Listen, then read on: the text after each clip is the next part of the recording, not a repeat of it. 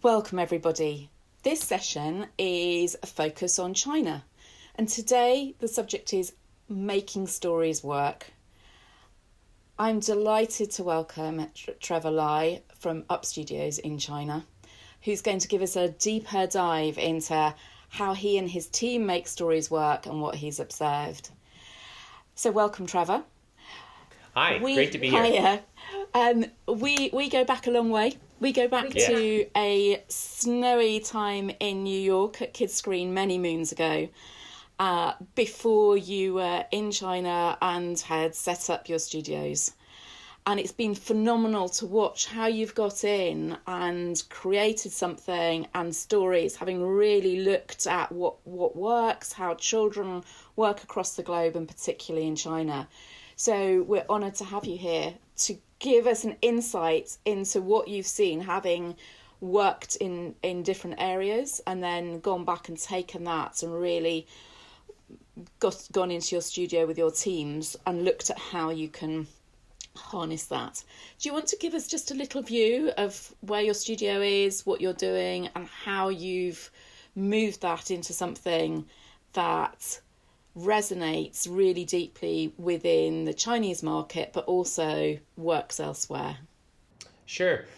Thanks a lot for having me, and definitely I remember first meeting, and it was in the early stages. I had already obviously formed what is now quite a big team, but the basis of it was really built on the idea of creating stories that would work in China, but also around the world. And I think that was a unique proposition for a studio based in China, because prior to Up Studios, a lot of companies, I think, were either doing mostly outsource work, so doing production work for stories created in other countries, or they were perhaps doing 80% production work and then 20% original story development in hopes of actually just getting a show on air within China. And then sometimes as an afterthought, they would think, oh, now maybe we should try to sell it around the world. So I think Up Studios, one of our unique missions was, from day one, I knew that I wanted to create stories here in China, but for audiences domestically and around the world. So we kind of set out with the universe building with a sort of dual challenge of making characters and stories that would work for the domestic market as well as the international market. And one of the first things you did, I know, was a little tiny GIF that you showed me that just by creating that one thing, it went viral within a couple of weeks, didn't it? It went absolutely to the top of the charts in the Apple App Store. Yeah, we did. We started off. Every character has kind of a different origin story in Up Studios. Piggy was emoticons. So I think you're talking about these little stickers we did where they were animated. And back then, this was actually pre-WeChat, and there were all different other sort of smaller chat apps, and we already had millions of downloads of our Piggy stickers on those other apps. And then once WeChat came, of course, we ported Piggy over, and that sort of took off in emoji form, if you will. And then for Boomy, when we were starting out before, I had a pilot filmed for Super Boomy. We created an app. And again, this was before all of the apps would allow you to do filters on your face and things like that on Snapchat, etc. We were actually very early on in 2013. We had animation layering on top of your videos. So you could take a video, add Boomy animations in 3D on top of your videos, and post and share those. And that actually got us not only into the Apple App Store, but we actually got to physically do a tour across Apple flagships in Beijing, Shanghai, and Hong Kong, which was really quite unprecedented at the time. And it really launched us into the awareness sphere of the consumers here. So with awareness is great, but if the character in the story doesn't resonate with kids, forget it. They're very discerning. So what do you think, having been able to step outside and then go in and use the amazing stories that are in China, observing what works, what have you taken that is potentially different, but really works? What do you think the secret sauce is? Well, I think if I can talk a little bit about my background, which some people might not know, is I started publishing children's books when I was 17 years old. And I actually started doing school readings right after I published my first book. So I've been doing school touring essentially for 20 years. And that's something that usually people are very surprised to hear.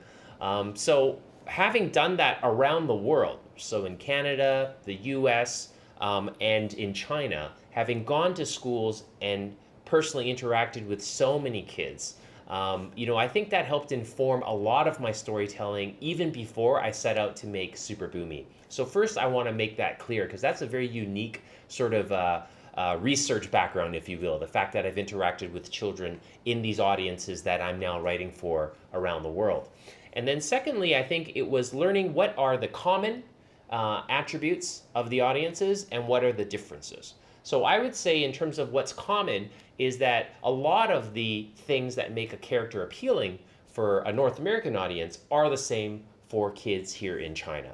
So whether it's someone who's very cute, so in Boomy's case, he obviously looks very cute, or he has superpowers, which are very awe-inspiring.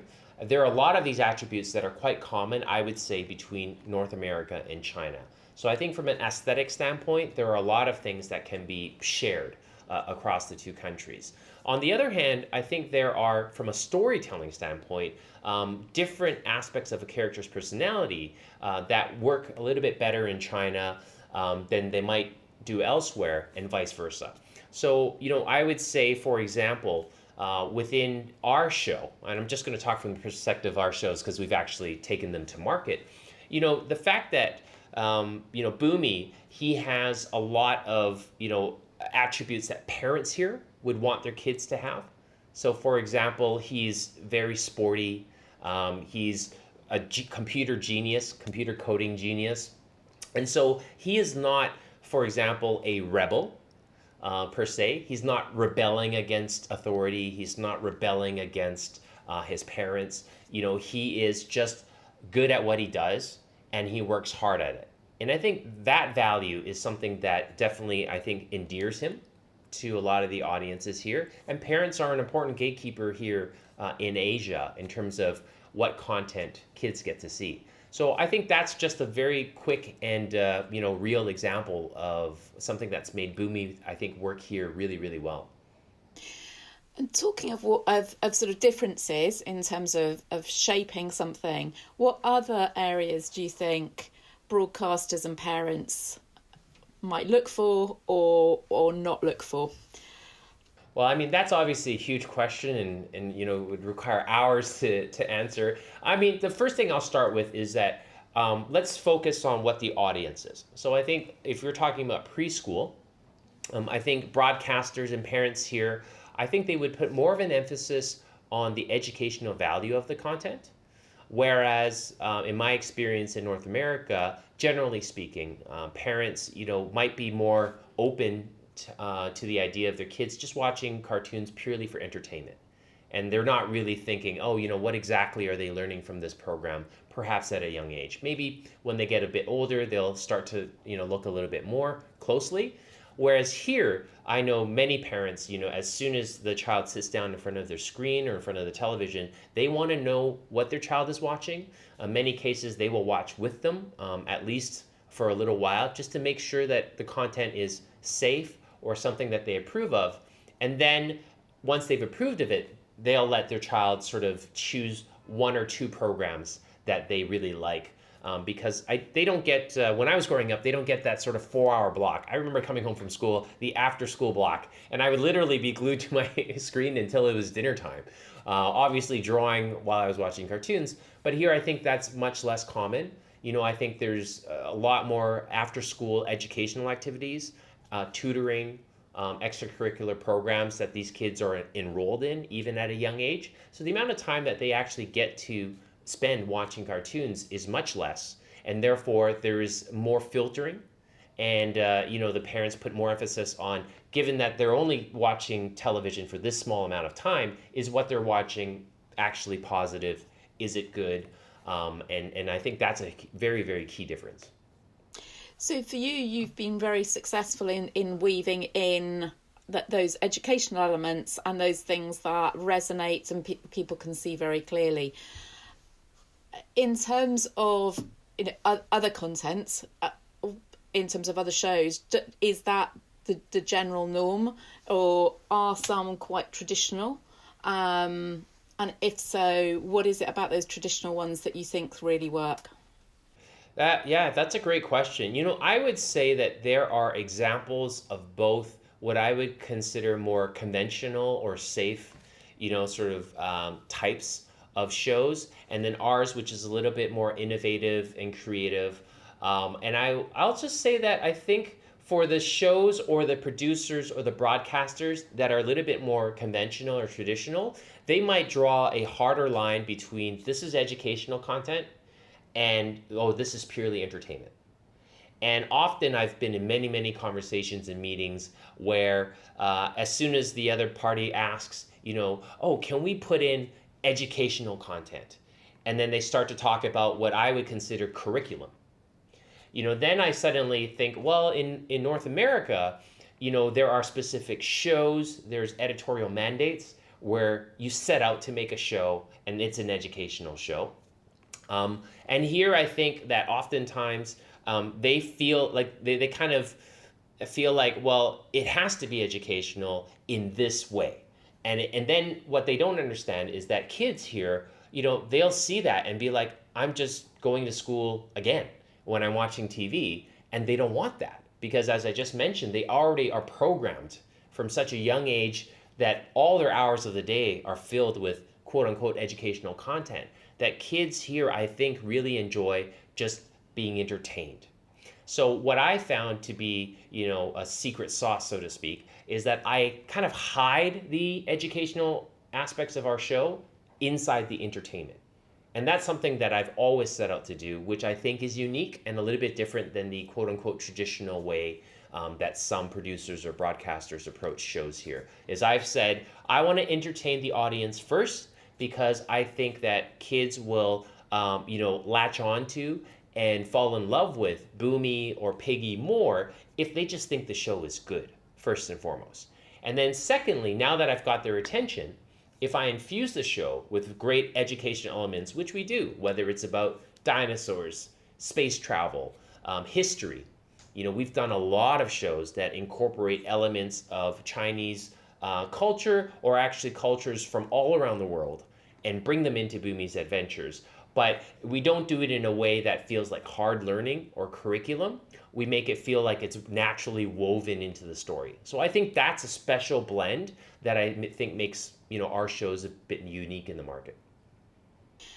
And I think in terms of shows that we know that work in China, there's Peppa Pig, there's Octonauts, there's Paw Patrol, which we all understand. Can you just describe a couple of sort of breakout shows that we might not be as aware of? Because I think understanding the making stories work, which stories that we might not necessarily think about as being a big hit have worked, particularly from the more traditional Chinese story. Yeah, I don't want to put like other shows on the spot too much, but I want to say that I think the types of shows that work are the ones that, like I said, adhere a bit to the values that parents here really like. So what I talked about earlier, where it's positive. There's a shift. There has been a considerable shift from maybe 10 years ago when the shows were a little bit more violent, a little bit more physical sort of action. And I think parents have really veered towards content where it's more story or character driven, but that they can see the educational value or the emotional value for their kids from the characters in the show. I think those shows that you just mentioned, which were brought in from the other countries, I mean, those are just really well-created shows. And I think a local example here is Super Wings is obviously, it's a big hit here, and that's now through acquisition distributed by Alpha. I think that's a local show that's taken off, and I think that's a unique case where it's taken a universal element, which I think is vehicles, which is something that obviously works all around the world, But they added an educational component to it, which was traveling to different countries. And so I know a lot of parents really like that aspect of it. So that's one specific show I would say that is now owned locally. Obviously, it was created by Funnyflex, but that is owned now within China. And I think that's something where they found an educational hook to it. But because they have the transforming vehicles hook to it that is universally appealing, I think that's a good example of kind of the best of both worlds, if you will. And in terms of your team and when you're working as a group, how do you see do you have writers' rooms? Do you have brainstorms with your team? And what do you see as the difference with the Chinese talents? Because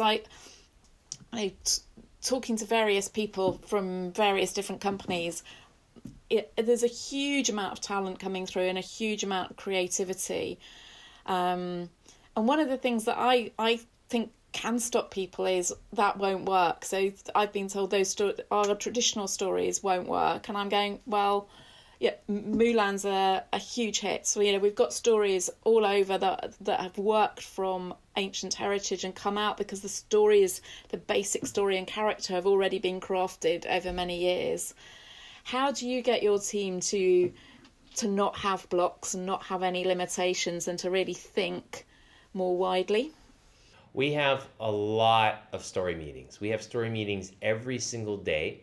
And one of the things that we do uniquely is I don't just bring writers into the room. I bring our head of storyboards. Sometimes I'll bring in other producers within our team. And that's something that I know from just their feedback. If they used to work at another studio, they said they were never brought into the story room. And there was very much a silo mentality. And Up Studios, I want everyone, to have an opportunity to contribute. Now, obviously, in the beginning, as a young company, there are some, growing stages where people might be saying their opinion, but, we will challenge them and say, well, what is that informed by? And let's dig deeper into why you think that way. So going back to the earlier part of your question, I think one of the challenges actually is that I think I challenge our team to break out of the mold of these stories that have already been successful. So for example, when I was starting out, I had written Monkey King inspired stories. I had a few. And then I really looked at the market and I saw there's so many people doing Monkey King inspired stories. I thought mine was pretty cool, but do we need another Monkey King story? Or how about the world's first computer coding bear instead as our breakout story? So I think taking those types of risks creatively is actually something that hopefully, we're able to inspire at Up Studios, and, more and more creators around the country here will start to push the boundaries a little bit and actually get away from what feels like a safe, well, let's go back to that story from 500 years ago because we know it worked. Or, we know everyone knows Mulan, so let's do a new version of Mulan. I think that those could be great, but if you want to truly be what we want to be, which is an original content creator, I think our challenge is to come up with wholly original stories, wholly original characters, and kind of create a new mythology based on these new characters and these new heroes. And that's what I'm trying to do. We have a lot of projects in our pipeline for older audiences, increasingly up until teens and then also into adulthood. And every time I'm writing those, I'm thinking about when Marvel was first starting out, how they built their mythology hero by hero, universe by universe. And I think that is something that is still in its early stages here within China. I don't think there are a lot of people that have the breadth of experience or knowledge about world building and mythology building. And that's something that sets Up Studios apart for sure in terms of our creative process, in terms of our pipeline, and things like that. I think that's something that is very unique and is very exciting. So thank you, Trevor. That was brilliant. I think we've come to the end of our time, and I wish we had more time. I'm feeling a masterclass coming on in the future. Yes, and I'd love to be in one of your writers' rooms. Great. I think we need a little camera in there. So thank you very much for sharing, and I look forward to seeing the next iteration next time we meet. Thank you. Thanks. So we've just heard from Trevor much more about the creative and the visual side around animation and animation studios. We're delighted to have with us now Alicia Liu, who's going to talk to us much more about the publishing and education side. She is part of Singing Grass, a company that's based in China and in the UK. So, Alicia, before we start, do you want to give us a bit of a background about your journey to where you are now and how you see the landscape? Sure. Thank you. Thank you for having me here, Sarah. So my name is Alicia Liu, and I am the founder and managing director of Singing Grass. So we are a business consultancy advising on access and development strategies for the Chinese market. Me personally, at the moment, I'm based in London, and we specialize in the creative industries, working with clients ranging from publishing houses to lifestyle brands to assessing what's the current millennial Chinese want. And coming to the children's sector was really back in 2013, we worked on the first Shanghai International Children's Book Fair. And that was really, seeing the time how there's a real booming of the children's market. And since then, really, it's kind of been almost 10 years. We've kind of witnessed the rise of the booming of the children's market and working also advising brands to, better serving the market as well. So when you were growing up in China, when did you first become aware of the more global market and other things happening elsewhere? That's a interesting question, because I kind of grew up in China in the 80s, and there were actually plenty of international kids TV brought into China. Shows from Europe and North America. I grew up actually watching Mickey Mouse, believe it or not, and I remember my favorite cartoon character is actually a little mole from the Czech Republic. So I think China has always been open to Western storytelling. And while everybody's open to Western storytelling, China has a very special and unique and beautiful heritage around storytelling. How do you see that the opportunities, now we're being all blended, things are moving on in terms of us working together, where do you see those opportunities? That's a very interesting way, like you said, it's kind of things are more blended. I would especially say in the past 5 years or so, the kids' media opportunities in China are becoming huge, and it's just getting bigger all the time. Going back when we first worked on the Shanghai International Children's Book Fair in 2013, I can already see a huge wave of new interest in international stories. And it was also coincide with the ending of the one-child policy, in 2015. Suddenly, there are more children. And in fact, this week, China has just announced that it will allow couples to have up to 3 children. It's obviously with the concerns of the aging population, but we are expecting, to see more kids. And I would say one big difference, like you said, is this parents' generation. They have more spending powers than the previous generation. They're more internationally aware. Most of them have traveled abroad, and some of them have even, been educated in the UK, Europe, or Australia. And the platform that they can consume kids' media are multiplying. The sector I'm working in, particularly publishing, is multiplying. So at the moment, 1 in 3 books sold in China is a children's title. I mean, that's astonishing. And licensing arranged with the characters or the theme park products is all growing huge.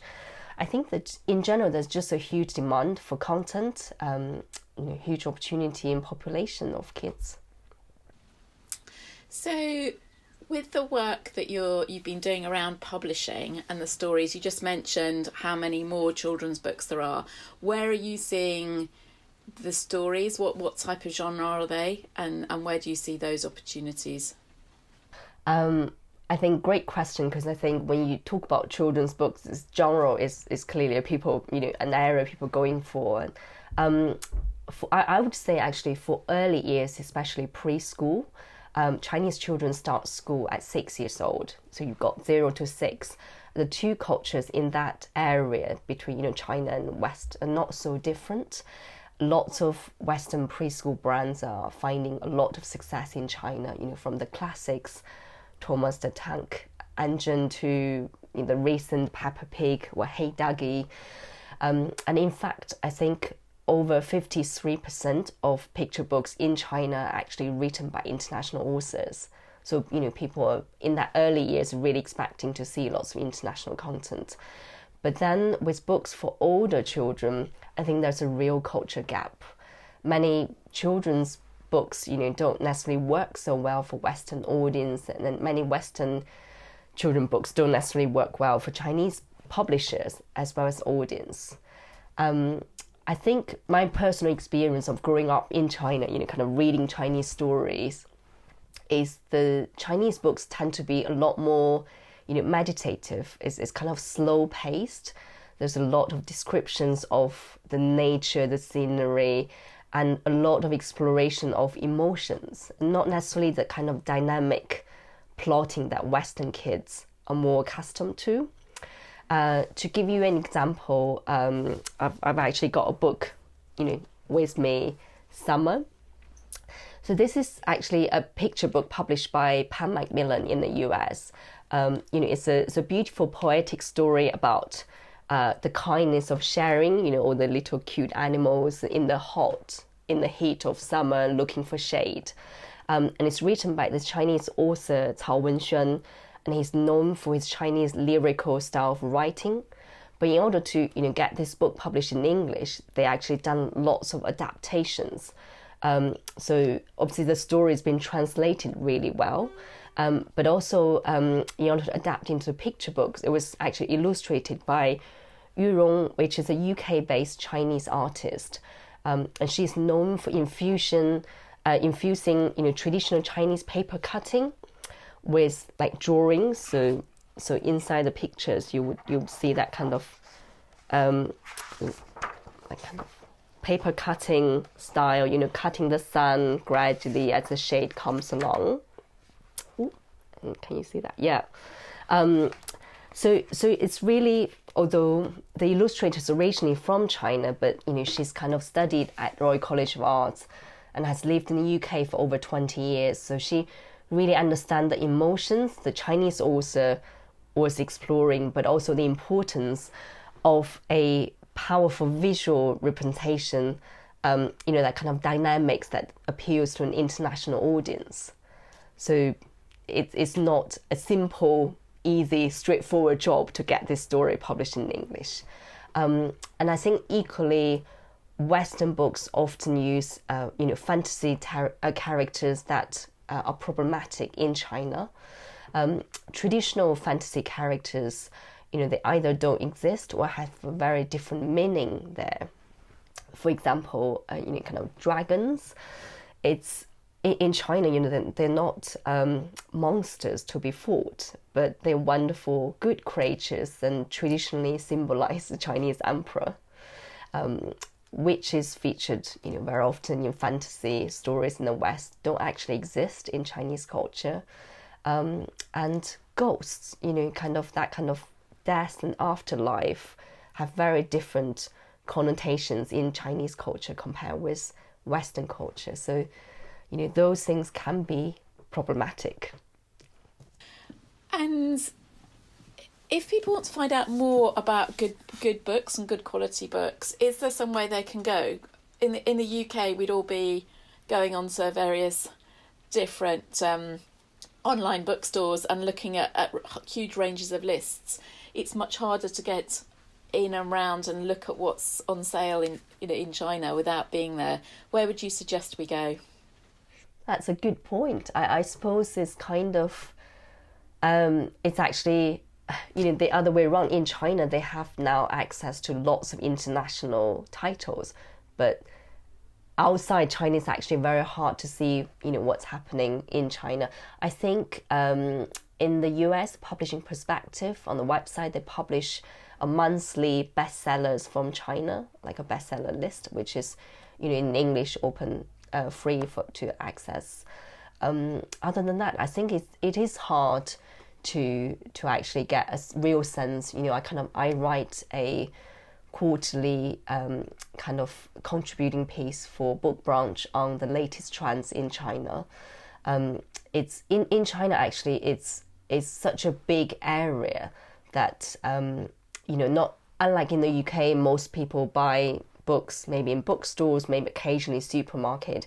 In China, all the online platforms, hosted by JD.com, Tencent, Alibaba, Tmall, it's very competitive. Everybody's selling books, and everybody think book is such a kind of commercially hot area for parents to buy into, and then they gradually buy other stuff. So it's becoming very competitive. And do some of those books translate into TV series?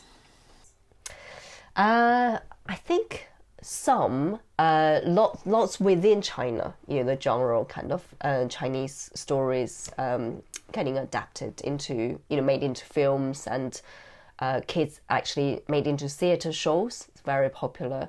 Audiobooks is a huge kind of audio online streaming is a huge growing sector in China. Yeah, I love a good audiobook. When we're looking at areas of storytelling that maybe people outside China could look at and see how they could collaborate, what have you got some ideas or some examples of things that have translated really well? I think that is a good question, because I've noticed in the past couple of years there's a real trend. People started exploring by, entering into China. What are the different ways of doing the job?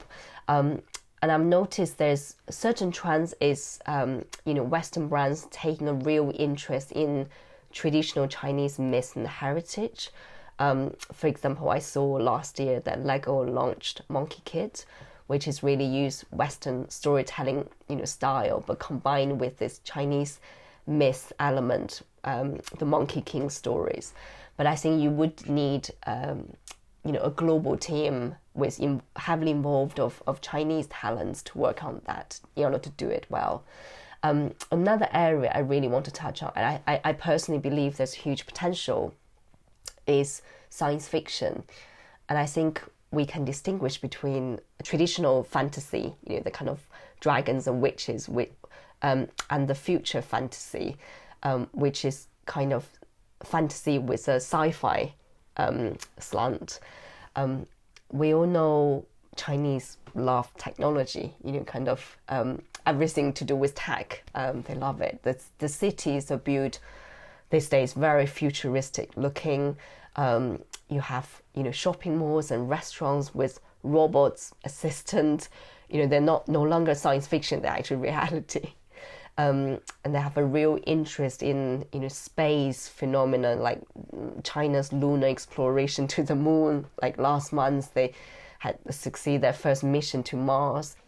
When we go to education, is it mainly traditional, what's happening in the education sector? Yeah, well, I think education in the West, it's, education, in one word, it's just so big in China, I think. Here, people think, especially kids' media, education is a word that they think they don't want to put it associate with their creation, because they think we'll put off children. Where in China, it's the other way around. I think I remember chatting with a Western animation producer, and she said she thinks for her content it's maximum 30% learning. The rest has to be entertainment. But I think in China, it's the opposite. I think people are expecting 70% learning minimum. And this is cross different age groups as well. Chinese parents are really in the race of, traditionally, historically, it's always been a very kind of meritocracy educational system. So when the kids were born, they want to kind of nurture them as much as possible. So really learning English, kind of STEAM, music, art, it's all a big growing genre.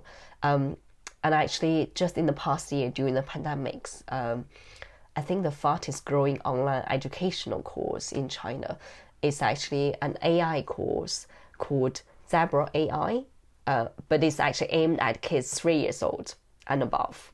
So, and I think they, as the fastest growing online course, they now have 1.5 million users.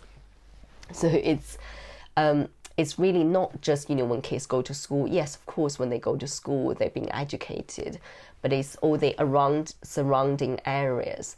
And when you look at in the 1st of June in China is Children's Day, and the best-selling genre, and that's not just books but also the cross-media content. It's all STEAM related, kind of popular science, or kind of the multimedia elements to do with high tech involved in the content. New players in the kids animation area, lots of them are actually ad tech companies themselves. If you have interesting kind of character build, say originally from an animation, but now actually there's book published around it with audio talking pen, so kids can learn, read and write and speak different languages. So that I think there's a kind of almost like a ecosystem built around the kids' content, and the common theme is all education. And is that education always that traditional side, or in more international programs, it can be quite often around PHSE and friendship? Is that it? Where's the weight of importance across the two areas? I think it's always a mixture. I would say for the early years, it's probably that kind of very similar to the West. That kind of just your first sense of the world, right? Kind of meeting, how do you make friends? That kind of social interaction, being kind to your friends, be able to share. So all of those are categorized as education. In fact, Peppa Pig was originally marketed in China as being educational for the early year. Like when Chinese parents just had their second child and being single child themselves, they don't really know how do you deal with that kind of sibling rivalry. And they said, oh, watch Peppa Pig. It's kind of, you wouldn't think how to market Peppa Pig like that in the West, but in China, there you go. It's so all of that elements, but as they grow older, I think it's very curriculum driven. We talk about STEAM, some of the subjects, but I would say recently, especially post COVID, there is a real concern with both adults and children of that kind of mental well-being, because they're not allowed to go to school, or they're not allowed to socialize with people. That kind of kind of how do you deal with that kind of kids growing up in such a competitive environment, that kind of self-esteem, self-confidence. So that kind of relentless pursuit of academic results has starting to soften, a bit, but it's very gradual. I think it's across both the parents themselves and children. And in fact, actually last year, the best-selling book actually in China, surprisingly, was this really old-fashioned story written by a British author called Counselling for Toads. Is like a psychological adventure, and the story was really inspired by Todd in Kenneth Graham's The Wind in the Willows. So the Todd is kind of had his car crash, and kind of come back to reality, is kind of really depressed and don't know what to do. And in China, that I guess during COVID, lots of people lost their jobs, were kind of don't really know how to go on with their life. So it kind of went viral with social media. You have this young girl in their early 20s, and on Bilibili talk about, have you ever been depressed? Read this book in 10 minutes, you will feel better. So, and build on this success, they've now launched this psychological, really popular self-test through social media. I think there's also working with Himalaya FM to launch this new audio drama, based on this story. I do see there's a real trend on well-being, kind of an educational area that's being explored by content producers, publishers, and I think that's an area probably we're going to see to grow this year, really. That's amazing. Thank you so much for giving us such a rich insight, and being able to be in China without being able to be there is so valuable. So thank you, and thank you for sharing things that we probably haven't heard before in terms of what's happening in China, and therefore understanding better how we can connect in and how we can make the most out of our relationships to grow both sectors, whether it's here, whether it's the skills that everybody's got here, whether it be music, whether it be writing, whether it be animation, and how you can blend the two, because understanding is the key. So thank you so much for taking time today. Oh, my pleasure. Thank you. Thank you, Alicia.